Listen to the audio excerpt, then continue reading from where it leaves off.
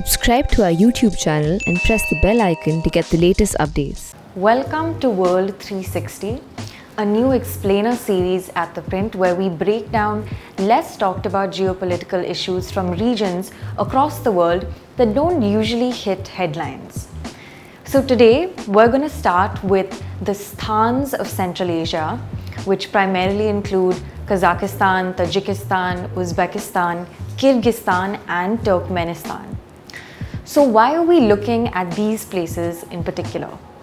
First, these are Afghanistan's neighbours. Some of them are Afghanistan's immediate neighbours and basically the countries that take over Afghanistan's backyard. Now with the Taliban takeover in Afghanistan, these countries are growing in importance. You must have read that PM Modi attended the 21st Shanghai Cooperation Organization Summit last week. And let's not forget that was in Tajikistan's capital, Dushanbe. Also, in the days leading up to the fall of Kabul, Turkmenistan actually sent in a lot of heavy weaponry to bolster the Afghan government and help them fight the Taliban forces. And when Kabul did in fact fall, several international organizations evacuated their staff to neighboring countries like Uzbekistan and Tajikistan. So what else is fascinating about this region? Well, 3 out of 5 of these countries actually border China's Xinjiang region, which you must have heard about in context of China's crackdown on Uyghur Muslims that inhabit that region. So it's a very sensitive region, especially because, towards the north, you have another major country, which is Russia.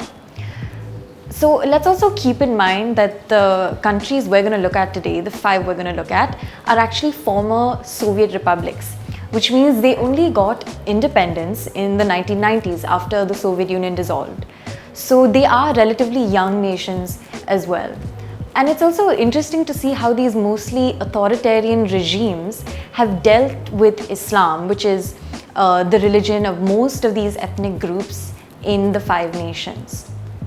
Of course, Pakistan and Afghanistan are also sthans, but we're quite familiar with them. So let's focus on the other 5 for today. So the first country we're going to actually talk about is Tajikistan. And you must have read that in the days leading up to the Taliban takeover, a lot of Afghan soldiers actually fled to neighboring Tajikistan. And after Kabul fell, there were reports that Ashraf Ghani, who was the former Afghan president, also fled there. Interestingly, India set up its first military airbase in Tajikistan near a town called Farkhor.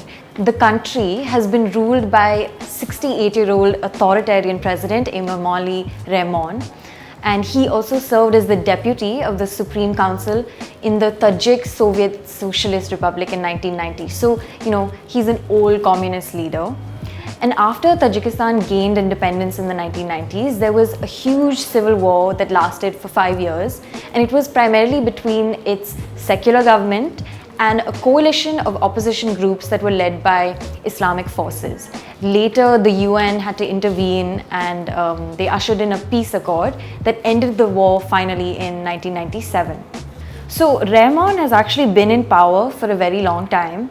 He survived several assassination attempts, but like most authoritarian leaders, he made constitutional changes and even passed referendums to keep himself in power for this long. His name is actually Ramanov, but in 2007 he dropped the Russian "ov" at the end of his name so that he would be officially known as Rahmon. So here's what's important about Tajikistan. It's deepening its ties with China, which it also shares a border with. And China is heavily invested in its infrastructure. In fact, in 2010, Tajikistan signed a boundary agreement with China, and it famously had to cede about 1,000 square kilometers of territory in the Pamir Mountains, which is very strategically placed region. Now on to number 2, which is Uzbekistan. First, you must remember in fact that India's second Prime Minister, Lal Bahadur Shastri, died in Tashkent, which is the capital of Uzbekistan. And there was that famous movie, the Tashkent Files, that came out in 2019. So Uzbekistan was actually at the heart of the ancient Silk Road trade route. And it has a lot of UN heritage sites in beautiful cities like Bukhara and Samarkand.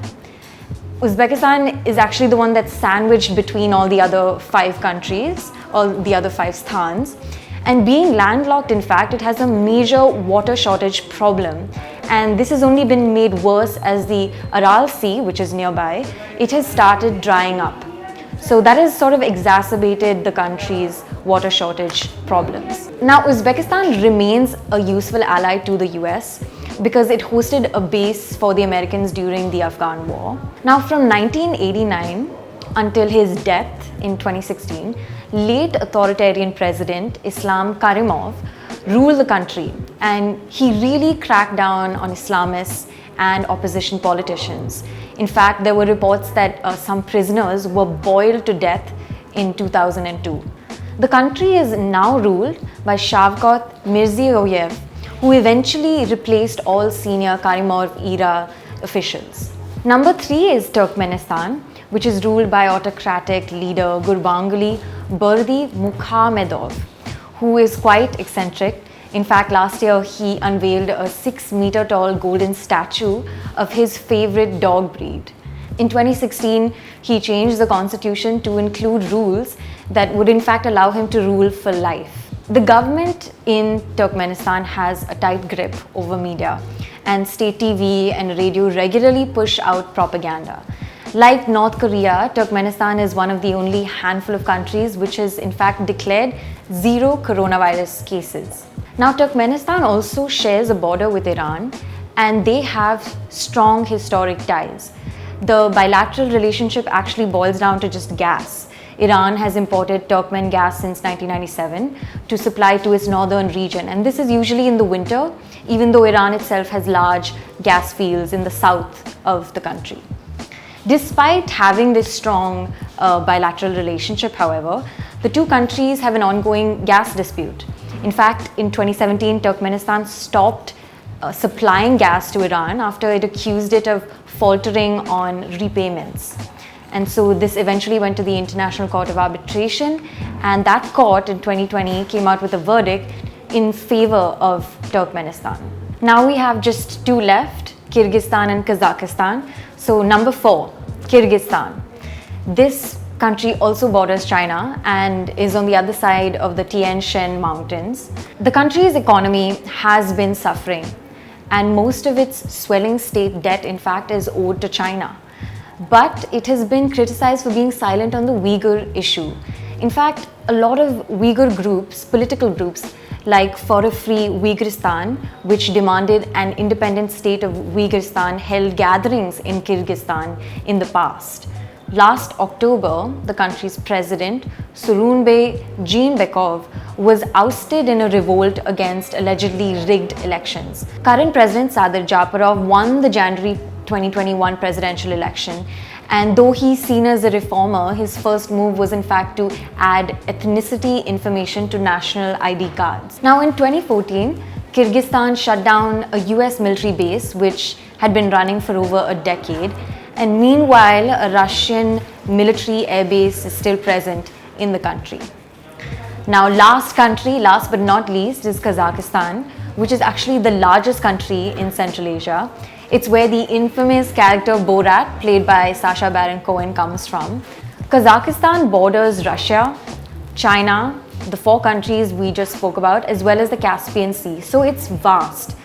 And there have often been ethnic clashes within the country between its native Kazakhs and members of the Dungans, who are actually a Muslim group of Chinese origin. In March 2019, authoritarian leader Nursultan Nazarbayev, who has ruled the country, or who had ruled the country rather, for 30 years, he surprisingly stepped down. And Nursultan is an old communist leader. He first served as first secretary of the Communist Party of the Kazakh SSR in 1989. A long-standing colleague of his, Kassym-Jomart Tokayev, took over as president in 2019, and he promised to continue with his mentor's policies. Now, somewhere between 70 to 80% of the population are Muslims.